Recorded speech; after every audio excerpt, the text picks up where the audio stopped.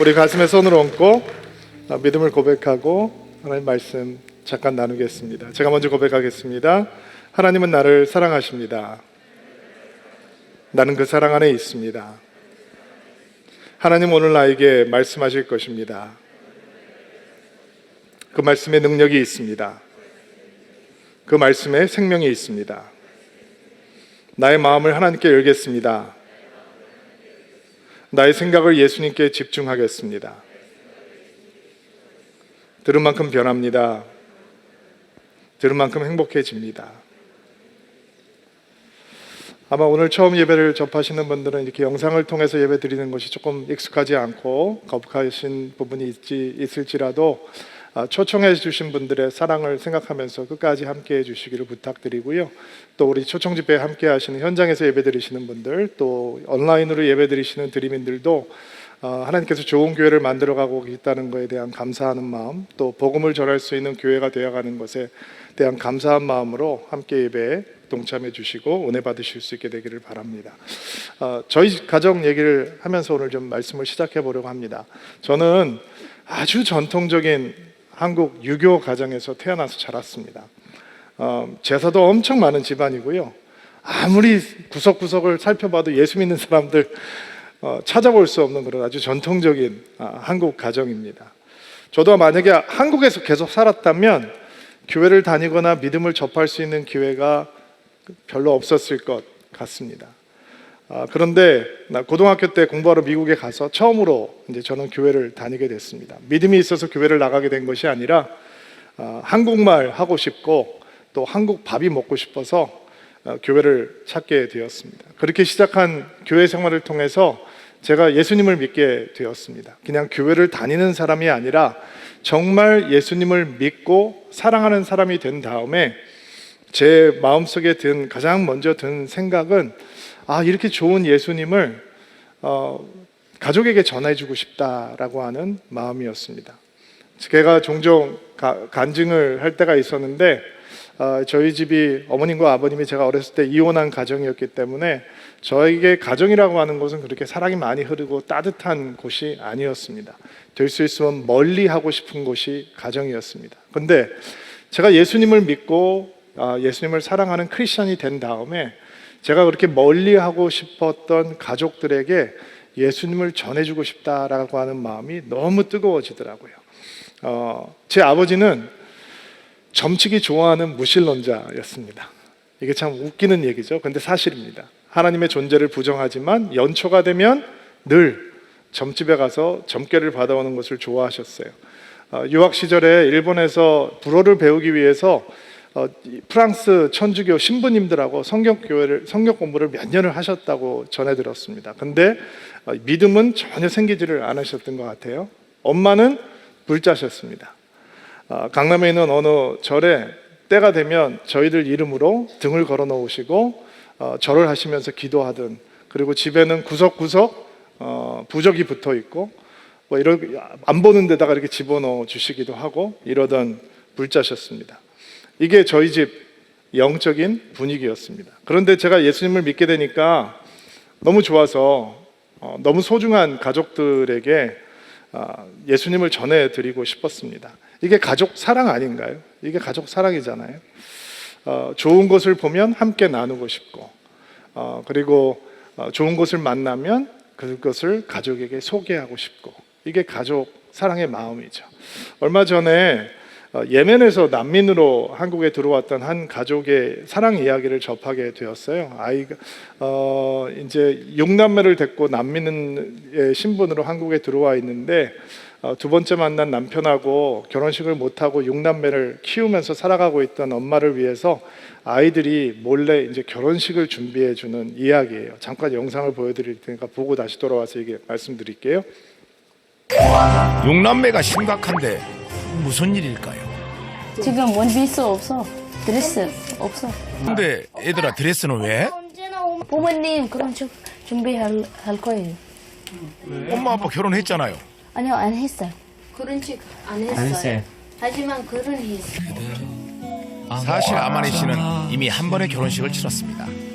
14살 때 자신보다 30살이 많은 남자 바로 육남매 친아빠와 올린 결혼식이었죠. أما تزوجت ودخلت على زوجي انصدمت فعلا. شخص أكبر مني وكان عنفواني وشرس سيء. 바로 사이즈 걱정 없는 한복. 어머님 아직 몰라요. 어머님은 잘 아직 모르시고. 아유, 너무 착하시군요. 빌려고 싶어요. 불리고 싶으세요? 네. 비용은 얼마 정도 생각하고 계시는지는? 우리는 5만 4천. 5만 4천 원 정도 가지고 계세요? 저희가 이제 대표님께 여쭤봤거든요, 제가. 이거 주신다고 하시네요. 우와, 한복 빌렸습니다. 엄마 아빠 빨리 오고 싶어요. 그런지 준비했어요. 몰라. 뭐예요? جهزنا عرسكم. 알았어, 맨날. انكم ما سويتوا عرس؟ ما نسوي له عرس يطولنا.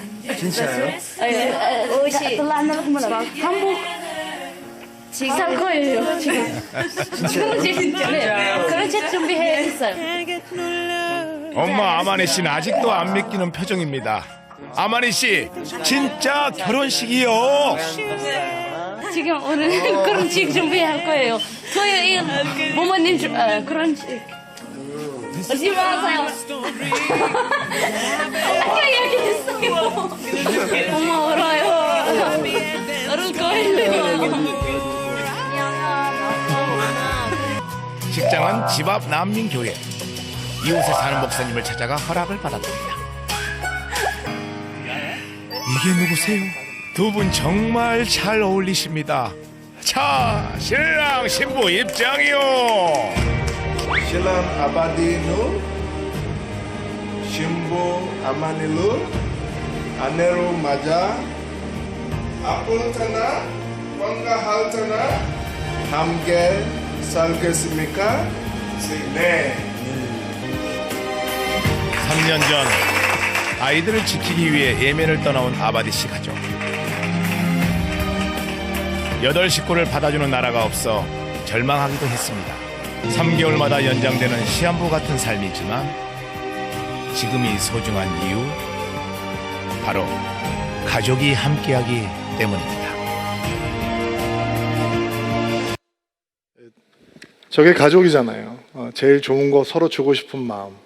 아마 오늘 누군가를 이 가정에 초청한 가족들도 그들이 함께 예배할 수 있다는 것 자체가 굉장히 기쁨일 것 같아요. 제가 그 자리에 있어 보니까 나의 초청을 받아줄 수 있는 이 가족이 마음이 너무너무 고맙더라고요. 그런데 저희 아버님이 도통 마음의 문을 여시는 게 안 여시는 거예요. 제가 은혜를 받고 또 신학을 하고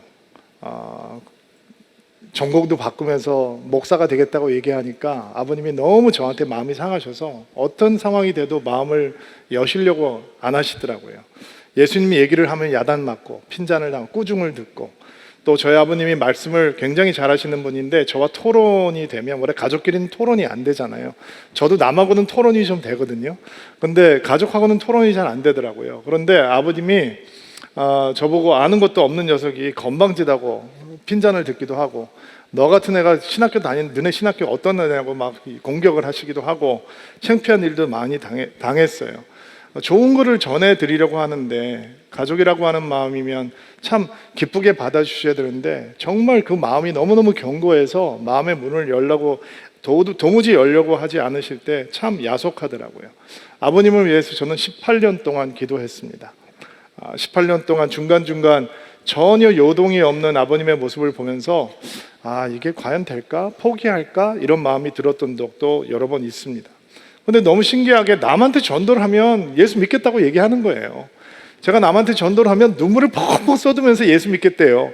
근데 내 사랑하는 가족에게 복음을 전하면 턱도 없어요.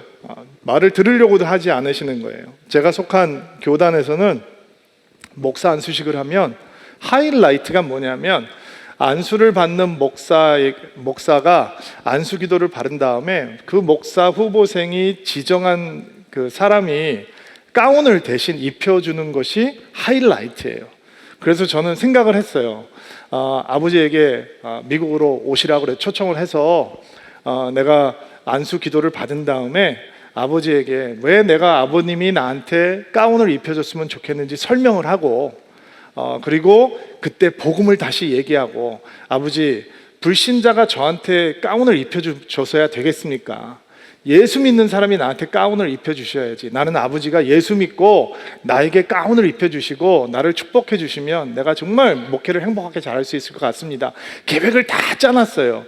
근데 마지막까지 오시겠다고 그러더니 마지막 순간에 아버지께서 나는 네 목사 안수직에 참여하지 않겠다라고 말씀을 하셨어요. 아들이 목사가 되는 것을, 장남이 목사가 되는 것을 너무너무 불편하게 생각하셨던 아버님의 그 일종의 보이콧이었던 거죠. 가끔씩 제가 미국에 있을 때 방문을 하시면 며느리의 권위에 못 이기는 척 하면서 교회를 가끔씩 나와주시기도 하셨거든요. 근데 교회 오셔가지고 그 1시간 반 드리는 예배가 너무 기니까 담배 피는 걸 좋아하셨는데 교회 화장실 가서 이렇게 담배를 피셔가지고 사람들이 화장실 들어갔다 나오면서 불평을 하는 거예요. 아니 누가 교회 와서 화장실에서 이렇게 담배를 피냐고. 내가 놀라서 내려가 보면 우리 아버지인 거예요. 목사 아버지가 세상에. 제가 뭐라 그랬더니 그 다음 주에는 그 교회 정문 옆에 가서 그렇게, 아니 누가 교회 오는데 그 정문 옆에서 누가 이렇게 담배를 피우면 누가 좋아하겠어요. 연초가 되면 아버님께서 전화 오셔가지고 야, 너 내가 이번에 점집 갔다 왔는데 너 올해 안에 목회 잘 된대더라 이렇게 얘기하시는 거예요.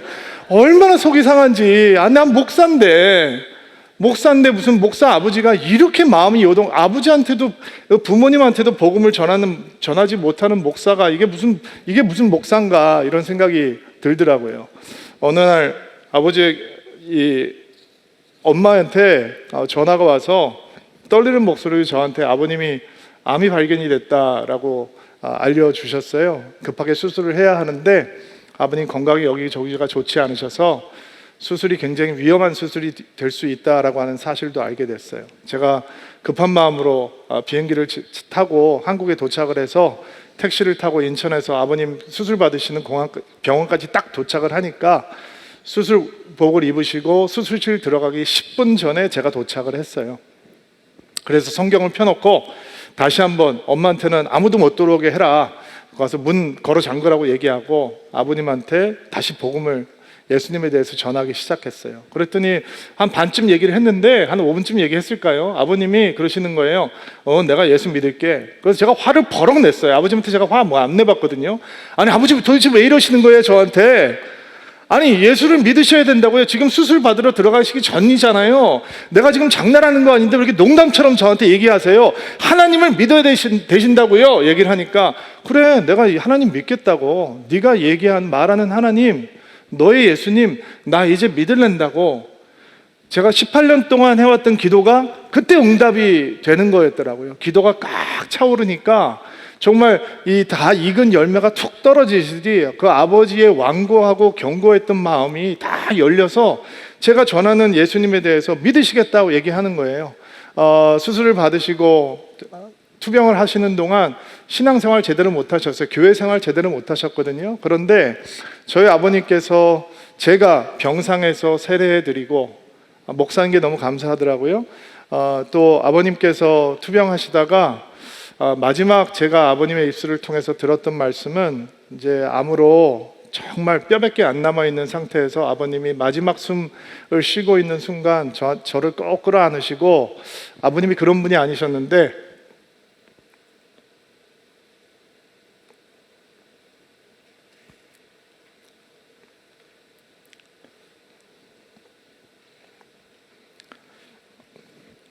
죄송합니다. 제 볼에 입을 맞추시면서 하나님을 나에게 믿고 해줘서 고맙다 라고 말씀하셨어요. 제가 들은 마지막 말씀이에요. 하나님에 대해서 믿음을 갖게 해줘서 고맙다는 말씀으로 저와 이별을 했다는 게 저는 너무 감사해요. 18년 동안 기다림이 참 안타까웠거든요. 정말 될 수 있을까? 안 되면 어떡하지? 목회를 하면서 가족들에게 예수님을 소개하고자 하는 마음으로 안타까워하는 성도들을 보면 제 그 18년의 여정이 이렇게 떠올라요. 먼저 성도님들을 좀 격려하고 싶은데 요동하지 않고 있는 가족들을 봐도 실망하지 마세요. 기도가 차오르면 언젠가는 하나님께서 그들의 문을 열어주실 거예요. 포기하지 마세요. 하나님도 포기하시지 않으니까 여러분도 포기하지 마세요. 또 오늘 사랑하는 가족들이 막 조르고 강권을 해서 지금 영상으로 함께 초청 집회에 참여하고 계시는 가족들은 나를 얼마나 사랑하면 나의 가족이 이렇게 안타까운 마음으로 이 자리까지 나를 불러주었을까, 그 마음을 믿고 오늘 제가 여러분들하고 나누는 말씀을 향해서 마음을 좀 열어주시기를 부탁을 드립니다. 주변에 예수님의 이야기를 해보면 많은 사람들이 기독교에 대해서, 예수님에 대해서 나도 알 만큼 안다라고 하는 생각을 가지고 있는 것 같아요. 우리 사회에 미션 스쿨도 많이 있고 또 대학교에서 챕플 같은 것을 통해서 성경 이야기를 듣기도 하고 또 교양서적으로 성경을 읽어보는 분들도 많이 있고 예술 영화도 많지 않습니까? 그러다 보니까 교회를 다니지는 않지만 기독교 문화나 기독교 사상에 대해서 나도 익숙하다라고 생각하는 분들이 많이 있는 것 같아요. 그리고 사람들이 교회를 다니지 않아도 알고 있는 성경의 가르침들이라는 게 있잖아요. 예를 들면 죄 없는 자가 먼저 돌을 던지라, 아니면 뭐 원수를 사랑하라, 다윗과 골리앗 이야기, 뭐 이런 것들이 얘기가 많이 있기 때문에 나름 사람들이 기독교에 대해서 나도 알 만큼은 안다라고 생각을 하는 것 같아요. 정말 그럴까요? 정말 그들이 그렇게 말하는 사람들이, 생각하는 사람들이 기독교를 알고 있는 것이 많을까요? 제가 물건을 하나 보여드리려고 하는데 여러분 이런 물건 보신 적이 있나요? 이거를 못 알아본다는 게 나는 너무 경이로워요. 대부분 차 타고 오시지 않았나요? 그렇죠? 이 물건은 뭐냐면 자동차 자키라고 얘기를 하기도 하죠. 자동차가 펑크 났을 때 자동차를 들어 올리고 타이어를 교체할 때 쓰는, 여러분 뒷트렁크에 보면 들어있는 물건이에요. 한국에서는 사람들의 고정관념이 자동차 펑크 날 때 필요한 유일한 툴은 핸드폰이다 이렇게 생각을 하시는 분들이 있어요. 보험사 전화하면 되니까. 그러나 여러분 이거는 진짜 운전하는 사람이라면 반드시 알고 있어야 되는 거예요. 자, 이게 목사님 이거는 자동차 자키죠 라고 여러분들이 얘기하셨다면 여러분 이게 뭔지를 알고 계시는 거죠. 그러면 제가 두 번째 질문을 드릴게요. 이거를 어떻게 사용하는지도 알고 계신가요? 펑크가 나면 가장 먼저 무엇을 해야 하는지, 이거를 자동차 어디에다 갖다 대고 올려야 하는 것인지, 어느 정도 무게를 지탱할 수 있는 것인지, 일반 승용차나 SUV가 똑같은 잭으로 타이어를 교체할 수 있는 것인지, 이것에 대해서 아는 것은 전혀 다른 문제죠. 이게 자동차 자키라고 하는 것을 아는 것과 이것을 어떻게 사용하는 것을 아는 것과는 다른 문제라는 거예요. 기독교, 예수, 나도 알고 있어. 그러나 그 기독교의 본질이 무엇인지, 기독교가 이야기하고 있는 신앙이라고 하는 것이 과연 무엇인지 제대로 알고 있는 사람은 과연 얼마나 될까요? 제가 성경에 대해서는 잘 모르지만 저도 기독교에 대해서는 충분히 알고 있습니다라고 얘기하고 있는 분들에게 이런 질문을 한번 던져보았어요. 당신은 어떻게 그리스도인이 되는지 알고 있습니까? 어떻게 하면 천국에 들어가는 것을 확신할 수 있습니까? 내가 하나님 앞에서 죄를 용서받았다라고 하는 것을 어떻게 확인할 수 있습니까? 죄 있는 인간이 거룩하신 하나님과 어떻게 관계를 가질 수 있습니까? 오늘도 내일도 내가 하나님의 자녀가 된 것을 의심하지 않고 살아갈 수 있는 방법은 무엇입니까? 그러면 답을 못해요. 기독교에 대해서, 예수에 대해서 알 만큼 안다라고 얘기하지만 실제로 기독교의 본질에 관한 질문들을 던지기 시작하면 제대로 답을 할 수 없는 분들이 너무 많이 있더라고요. 여러분은 어떻습니까? 거기에 대해서 여러분들은 스스로 명쾌한 답을 내리실 수 있습니까? 오늘 영상을 통해서 초청 예배 드리고 계시는 우리 게스트들께서는 이런 질문 앞에서 그거는 거기에 대한 답은 이거지라고 얘기하실 수 있나요? 만약에 명쾌한 답을 내릴 수 없다면 오늘 이 말씀이 여러분이 가지고 있는 기독교에 대한 본질, 기독교가 진짜 어떤 에센스를 가지고 있는지 알려줄 수 있는 귀한 시간이 되기를 바랍니다. 성경은 우리에게 거듭 하나님께서 우리를 사랑하신다라고 이야기를 합니다. 성경 전체의 메시지가 그 호소의 메시지입니다. 내가 너를 사랑하니 내게로 돌아오라라고 하는 메시지입니다. 그런데 하나님께서는 우리를 사랑하시는데 인간은 하나님을 제대로 사랑하지 못했습니다. 하나님을 제대로 따르지도 순종하지도 않았습니다. 그래서 하나님과의 관계가 망가져 버린 것입니다. 여기에 예외는 없습니다. 로마서 3장 23절 말씀을 한번 같이 읽어볼게요.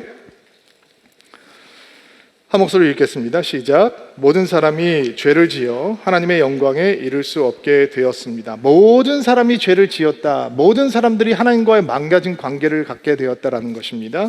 로마서 1장 21절 말씀도 같이 한번 읽어볼게요. 시작. 사람들은 하나님을 알면서도 하나님께 감사하지도 않았습니다.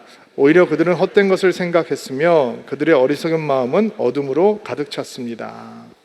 하나님을 알면서 하나님을 찾으려고 하는 사람이 없다는 거예요. 하나님께 감사하려고 하는 사람들도 없고 헛된 것으로 어리석은 마음으로 그들의 마음은 어두워졌다는 것입니다. 이렇게 죄 때문에 인간은 하나님으로부터 멀어지게 되었다라고 성경은 이야기합니다.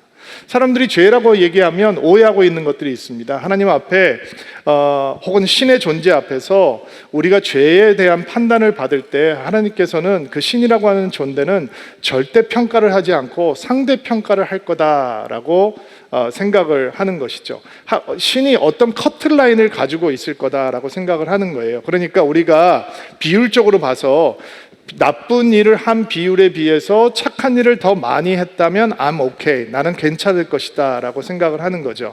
51%의 착한 일을 하고 49%의 나쁜 일을 했다면 나는 당연히 그 커트라인을 통과하게 될 것이고 하나님 앞에서도 이 정도는 봐주실 것이다 라고 사람들이 대부분 오해를 합니다. 그런데 하나님께서 요구하시는 바는 51%의 선과 49%의 악이 아닙니다. 하나님께서 요구하시는 것은 100%의 의로움입니다. 100%의 거룩함입니다. 우리는 아무리 노력을 해도 이 100%의 의로움, 거룩을 이룰 수가 없습니다. 아무도 그렇게 할 수 있는 사람은 없습니다. 이것이 우리의 문제입니다. 우리 영적인 문제의 실체입니다. 만약에 우리가 컴퓨터에 있는 딜리트 키처럼 우리 인생 가운데도 그 딜리트 키가 있다면 우리가 뭔가 실수를 했을 때 뭔가 크게 엄청난 잘못을 했을 때 딜리트 키를 딱 눌러서 그것을 지워버릴 수 있다면 아무 문제가 없을 겁니다. 우리는 100%를 유지할 수 있을 겁니다. 근데 인생에는 누를 수 있는 딜리트 키가 없습니다.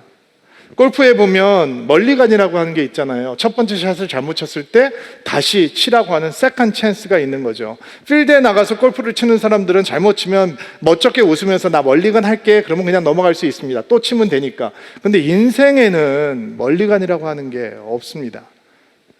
다시 시작할 수 있는 세컨 찬스가 없다는 것이죠.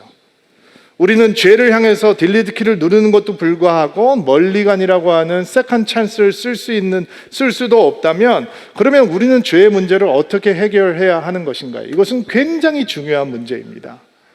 왜냐하면 죄 때문에 하나님과 우리의 관계가 망가져 버렸기 때문에 이 죄의 문제를 해결하지 않으면 하나님과의 관계를 회복할 수 없기 때문입니다. 그래서 대부분 종교에서는 인간의 노력과 수고와 종교적인 열심과 행위로 하나님께 인정을 받을 수 있다라고 가르칩니다. 그래서 지성이면 감천이다라고 하는 말이 나오는 거 아니겠습니까? 교회를 다니면서도 그렇게 생각하는 분들이 너무도 많이 있습니다. 그러나 그것은 복음이 아닙니다. 기쁜 소식이 아닙니다. 기독교는 인간이 하나님의 마음을 변화시키려고 노력하는 종교가 아닙니다. 기독교의 본질은 인간의 마음을 변하게 하시려고 하나님께서 노력하시는 것입니다. 기독교 신앙의 출발은 인간의 노력에 근거하지 않습니다. 기독교 신앙의 출발은 하나님의 노력에 있는 것입니다.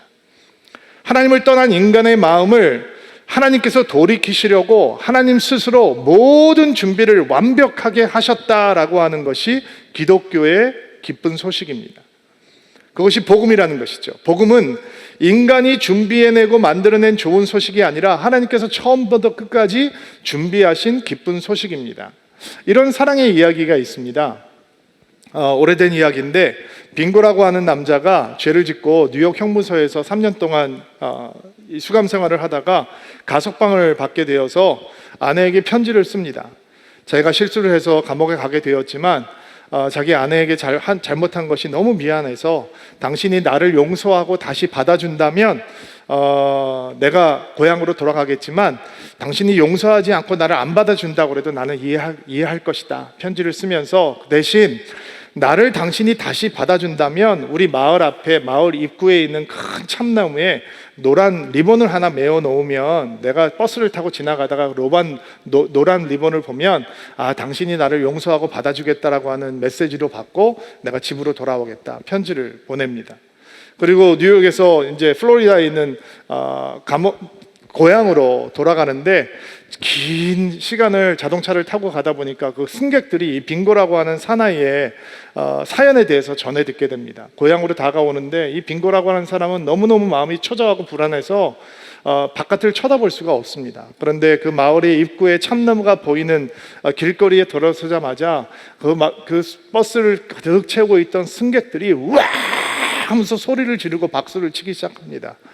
초조해서 바깥을 내다볼 수 없었던 빙고라고 하는 사람이 바깥을 내다보니까 그 참나무에 리본이 하나만 매어 있는 게 아니라 참나무 가지 전체에 노란 손수건이 가득 휘날리고 있는 것을 보게 되었습니다. 이 남편을 사랑하고 받기를 기뻐했던 아내가 혹시 하나 메어 놓으면 주위 산만한 남편이 보지 못하고 그냥 지나칠까 봐 그냥 나무 전체를 노란 손수건으로 덮어버린 것입니다. 여러분, 하나님께서 친히 사랑의 노력으로 준비하신 노란 손수건, 내가 당신을 사랑하고 내가 당신을 용서하고 내가 당신을 다시 받아들입니다 라고 하는 메시지를 가진 노란 손수건, 바로 그분이 예수 그리스도이십니다.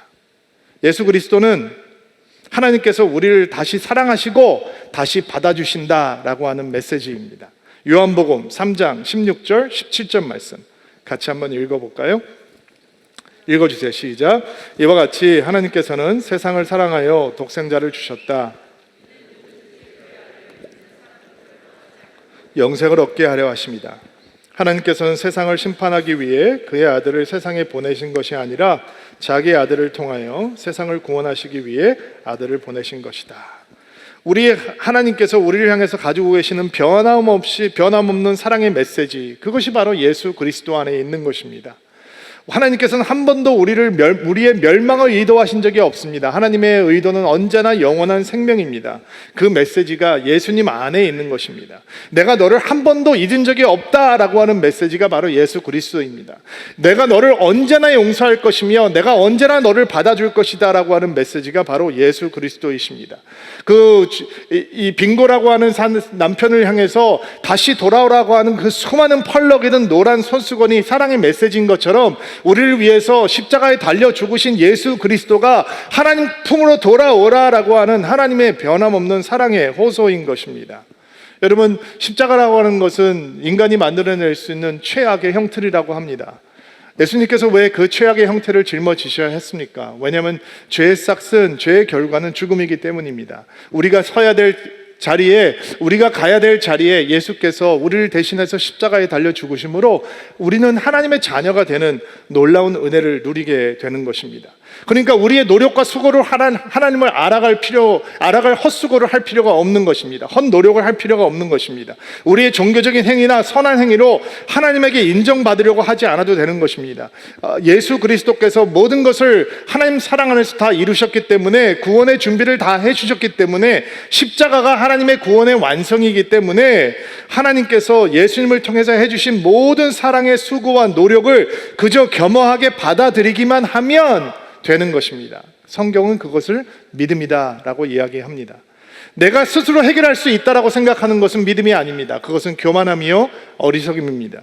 그러나 하나님께서 다 이루어 놓으신 것을 우리를 위한 것이다 라고 받아들이는 것이 믿음입니다. 근데 이게 쉽지 않습니다. 거저주는 것입니다 라고 하니까 사람들이 오히려 사모하지 않습니다. 설마 그럴 리가? 이 세상에 좋은 거를 공짜로 주는 것이 어디 있어? 다 수고해야 되고 노력해서 얻어야 되고 비싼 값어치를 주고 가져가야지 그게 진짜인 거지, 나 공짜로 그냥 가져갈 수 있다, 거저가지고 있다, 그게 정말로 가능한 거야? 라고 생각을 합니다. 그래서 믿음이 참 쉽고도 어렵습니다. 믿음이라고 하는 건 하나님께서 예수 그리스도를 통해서 이루어 놓으신 모든 구원의 사역을 믿으며 하나님의 품에 우리 자신을 내어 맡기는 것입니다. 마지막까지 내 자신을 주님 앞에 의탁하는 것입니다. 나를 받아주십시오라고 주님 품 안에 나를 한번 던지는 것입니다. 그것이 믿음입니다. 근데 그것을 던지는 순간 우리의 영혼이 변하게 되는 것입니다.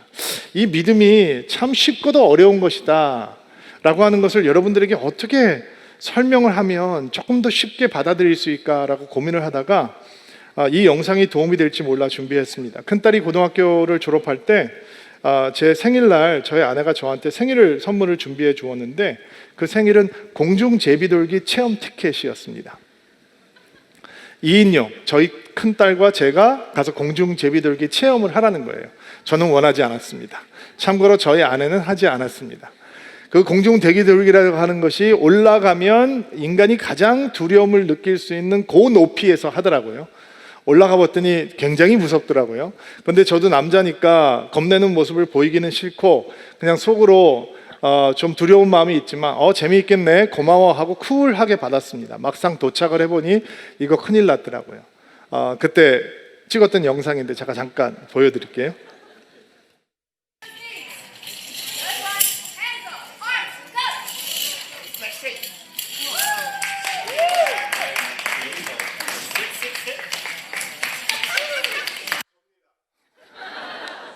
저게 아무것도 아닌 것처럼 보이죠?